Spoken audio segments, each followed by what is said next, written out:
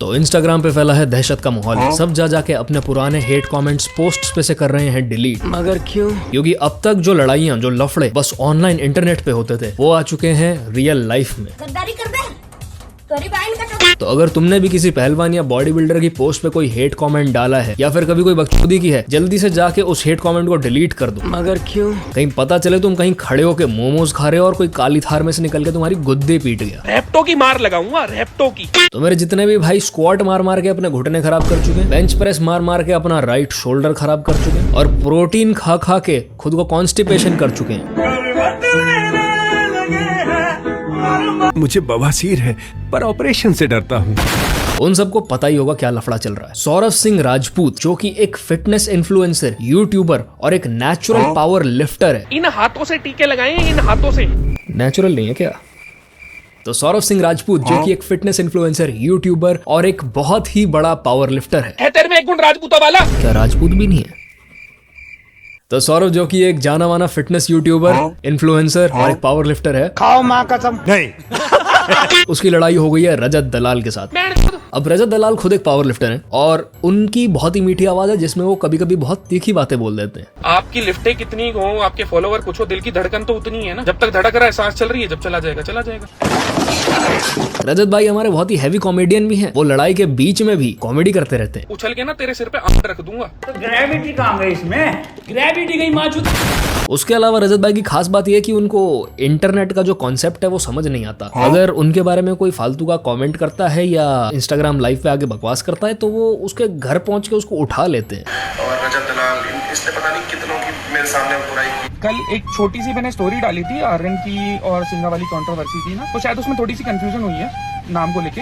आर्यन मेरा मुंह से निकल गई, मेरी जबान टूट गई यार। मैटर ये है कि रजत भाई को जो है झूठ बर्दाश्त नहीं है और सिंघा उतना ही सच बोलता है जितना मेरे जोक्स फनी है।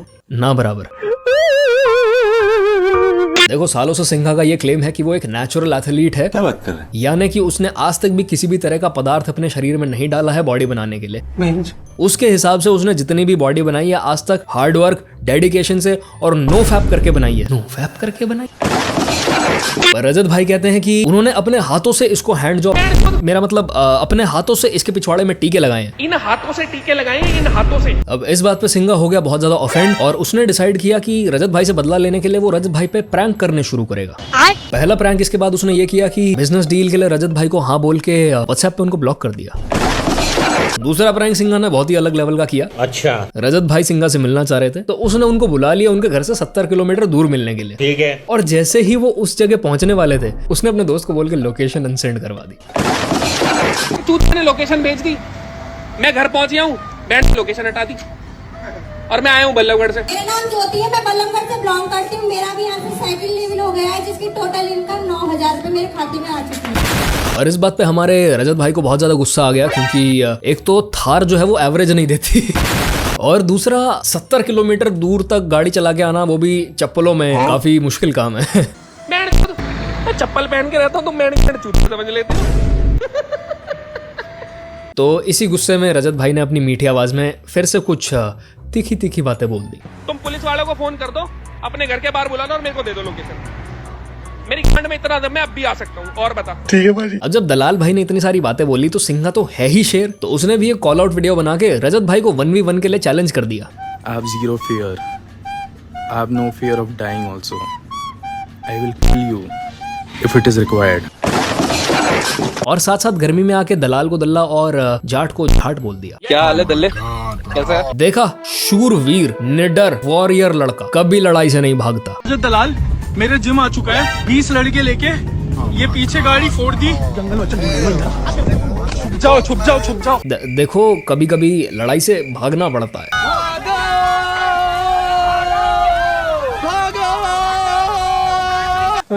ये सब छोड़ो, तुम एक बार सिंघा का फिजिक देखो। मैंने माना कि इसका जंगली भैंसे जैसा शरीर है और तकरीबन 300 किलो की डेडलिफ्ट उठाता है तो इसको पीटना कोई आसान नहीं। पर मान लो तुम्हारी इससे लड़ाई हुई है तो तुम इसको पीटने के लिए कितने लड़के ले जाओगे? 2 ले जाओगे, 4 ले जाओगे, ज्यादा 6 ले जाओगे। रजत भाई लेके गए 38। भाई मतलब तुम पूरा गाँव उठा के ले गए एक लड़के को पीटने के लिए। और अगर तुम्हारे पास इतने ही खाली लड़के हैं तो भाई तुम MLM स्कैम चलाओ ना, तुम लेवल निकालो, डायमंड बनो। लेवल सबके निकलेंगे, बट निकलेंगे उसके जो खड़ा रहेगा यहाँ पे।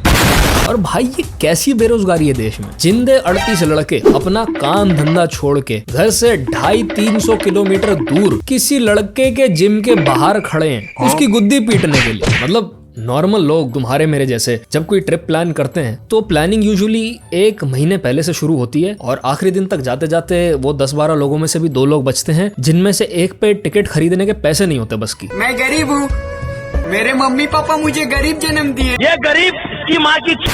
और इनका डेडिकेशन और भाईचारा देखो, पूरा गांव किसी की गांठ तोड़ने को पिकनिक पे निकला हुआ। घंटी का पूर्ण इस्तेमाल कोई इनसे सीखे। फिर रजत भाई ने एक्सप्लेन किया कि 38 लोगों को बस बातचीत करने के लिए लाए थे और उनको बस एक माफीनामे पे साइन चाहिए था क्योंकि सिंघा ने जाट को जाट बोल के उनकी 36 बिरादरी को इंसल्ट किया है। पर रजत भाई ये कौन सा आपने गणित लगाया? अगर 36 बिरादरी में से हर बिरादरी का एक रिप्रेजेंटेटिव भी आया है तब भी 2 लोग एक्स्ट्रा थे। और जहाँ तक मैं रजत भाई को जानता हूँ वो बात मुंह से नहीं हाथों से करते हैं। हमको बहुत मार मारे थे, बेल्टे। ये सब होने के बाद सिंह और उसके सारे दोस्त इतने ज्यादा खौफ में आ गए कि जो लोग रिमोटली भी कहीं पे गलती से इन्वॉल्व थे इस कंट्रोवर्सी में उन सब ने रजत भाई को कान पकड़ पकड़ के सॉरी बोला है। ठीक है भाई। लड़के लेके आया ना कितने? 38 काफी नहीं होंगे इस बार, ये भी समझा देना। 38 बिल्कुल काफी नहीं होंगे। जब मैं अपनी पे आके मिलने पे आया ना 38 काफी नहीं होंगे। और ये मेरा तू क्या आएगा अपनी पे? भाग जाएगा। ये जो लड़का ऊपर बैठा है सिंघा के साथ, इसकी गलती बस इतनी थी कि इसने सिंघा को लाइव आने में हेल्प की और देखो इसका क्या हाल हुआ आगे। अरे मेरे भाई अब तू ये बता क्यों चाटता है सबकी? बता ना किसकी टेस्टी है? अरे इनकी टेस्टी थी या सिंघा की टेस्टी? अच्छा बता ना सिंघा की टेस्टी थी या इनकी टेस्टी? देख ये डाल दी बहन किसकी सोची सच बता, किसकी सोची सच बता। देख हंस रहा है बहन।